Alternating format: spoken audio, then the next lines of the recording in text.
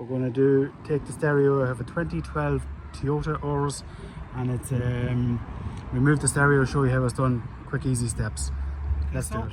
The trim goes all the way around here, like this, all the way around here. So you just get your tool in behind it, like so. See the way it's coming out, and then you just pop it out like this.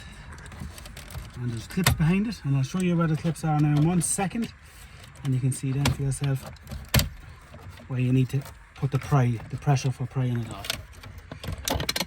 Now, we disconnect these here. That's the passenger airbag.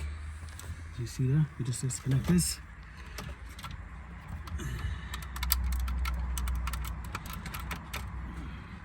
And we disconnect this here now. So when I get them done, we'll come back. Don't be wasting time. Okay, so there's 4 10 mil bolts here. 1, 2, 3, 4.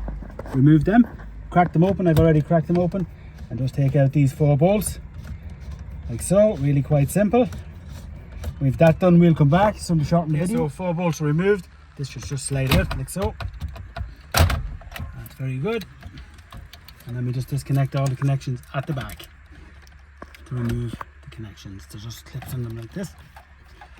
A bit awkward, but they're easy enough. That's 1.